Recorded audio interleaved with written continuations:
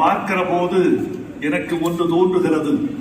தமிழ் வரிசையில் நின்று வாழப்போகிறது என்று மட்டும் எனக்கு தெரிகிறது. 247 எழுத்துக்கள் கொண்ட தமிழ் மொழி ஒவ்வொரு எழுத்தாக வரிசையில் நின்றால் எப்படி இருக்கும் என்று கற்பனை செய்து பார்க்கிறேன். நீங்க 247 பேரும் தமிழ் வரிசையில் நிற்பது மாதிரி நிற்கிறீர்கள். வாழ்க! கொடிசியாவின் தலைவர் கார்த்திகேயன் அவர்களே, செயலாளர் யுவராஜ் அவர்களே, கோயம்புத்தூர் புத்தக திருவிழாவின் தலைவர் ராஜேஷ் அவர்களே, துணைத் தலைவர் முத்துக்குமார் அவர்களே, என் ஆர்வீர் தம்பி முத்தையா மரபின் மைந்தன் முத்தையா அவர்களே, கோவை ரமேஷ் அவர்களே, சுகுமார் அவர்களே, முருகன் அவர்களே, மாரியப்பன் அவர்களே, என் ஆர்வீர் செல்வங்களே, வெற்றி தமிழர் பேரவையின் வெற்றி திலகங்களே, கோவை மாநகரத்தின் பெருமைக்குரிய பெருமக்களே, உங்கள் அனைவரையும் நான் அன்போடு வணங்குகிறேன். இது ஒரு நல்ல நிகழ்வு. புத்தகம் படிக்கிற பழக்கம் குறைந்து விட்டது என்று சொல்கிறவர்கள் தமிழுக்காக புத்தகம் வாங்கிக் கொண்டு தமிழர்கள் வரிசையில் நிற்கிறார்கள் என்ற இந்த ஒரு காட்சி போதும் புத்தக விற்பனை என்பதும் வாசக பரப்பு என்பதும் இன்னும் குறையவில்லை என்பதற்கு இதுவே எடுத்துக்காட்டு. நான் மகிழ்ச்சியாக இருக்கிறேன். நீங்கள் என்னருகே வருகிற போதும் நான் தலைகுனிந்து இருப்பேன். என் பேனா தலைகுனியும்.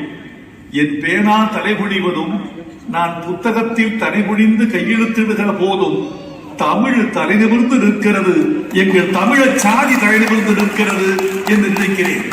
கொடிசியா நண்பர்களை நான் பெரிதும் பாராட்டுகிறேன். காரணம், வாசகர்களுக்கு என்னென்ன வசதி செய்து கொடுத்திருக்கிறேன் என்று பார்த்தேன். ஒரு குளிரூட்டப்பட்ட ஒரு அரங்கம், அழகாக அடுக்கி வைக்கப்பட்ட நூல் அரங்குகள், எல்லாவற்றையும் விட எங்கள் வாசகர்களுக்கு நீங்கள் செய்திருக்கிற மிகப்பெரிய மரியாதை தரையில் விரித்திருக்கிற ரத்தின கம்பளம் விரித்து தமிழர்களை வரவேற்கிற பண்பாடு கோவையில் கொடிசியாவில் மட்டும்தான் இருக்கும் என்று நினைக்கிறேன். வள்ளுவர் மறை வைரமுத்து உரை நூலில் கையொப்பமிடுவதற்காக நான் வந்திருக்கிறேன். கையொப்பம் பெறுவதற்காக நீங்கள் வந்திருக்கிறீர்கள். தமிழர்களே, ஒரு சொல் சொல்லி விடைபெற வேண்டும் என்று ஆசைப்படுகிறேன். திருவள்ளுவர் யார் என்று கேட்டால் தமிழர்களின் ஒரே அடையாளம். திருக்குறள் எதுவென்று கேட்டால் தமிழர்களின் ஞான செல்வம். இந்த ஞான செல்வத்தையும் திருவள்ளுவர் என்ற அடையாளத்தையும் காலந்தோறும் நாம் வளர்த்துக் கொண்டே இருக்கிற போதுதான் தமிழ் அடையாளம் நிறைவுற்று நிலைக்க முடியும் என்று நான் உறுதியாக நம்புகிறேன். இங்கு பெரியவர்கள் இருக்கிறீர்கள், குழந்தைகள் வந்திருக்கிறீர்கள். பெரியவர்களுக்கு ஒரு வார்த்தை, இந்த நூலை நீங்கள் மனதுக்குள் வாசிக்கிறீர்கள். என் வேண்டுகோள், உங்கள் பிள்ளைகளை பார்க்கிற போது வாய்விட்டு வாசியுங்கள். வாய்விட்டு வாசித்தால்தான், வாய்விட்டு சிரித்தால் நோய் விட்டு போகும் என்ற பழமொழி தெரியும்.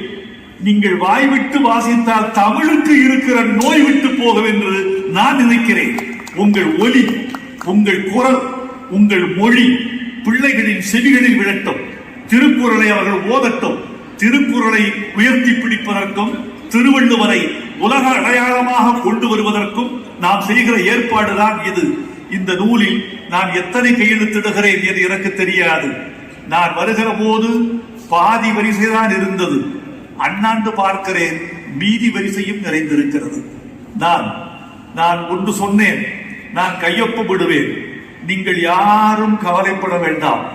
வைரமுத்துவிடம் கையெழுத்து வாங்குவதற்குள் கூட்டம் முடிந்து விடுமோ என்று யாரும் ஐயப்பட வேண்டாம். நான் ஒன்று சொல்லி இருக்கிறேன், கோவையில் கொடிசியாவில் வள்ளுவர் வரை வைரமுத்து உரை நூலில் நான் கையொப்பம் விடுவேன். எதுவரை? கடைசி புத்தகம் தீரும் வரை அல்லது கடைசி வாசகன் போகும் வரை. வாருங்கள், தமிழ் வளர்ப்போம், வள்ளுவம் வளர்ப்போம். வாழ்க வள்ளுவம், வெல்க திருக்குறள். நன்றி, வணக்கம். என் அருமை நண்பர் ஜீவா வந்திருக்கிறார். அவருக்கு உடல்நலத்துக்கு என் வாழ்த்துக்களை தெரிவித்துக் கொள்கிறேன். எல்லோரும் இளைஞர்களும் பிள்ளைகளும் சேர்ந்து வந்திருக்கிறீர்கள். இதுதான் எனக்கு பிடித்த காட்சி. மூத்தவர்கள் வழிகாட்டுங்கள், இளையவர்கள்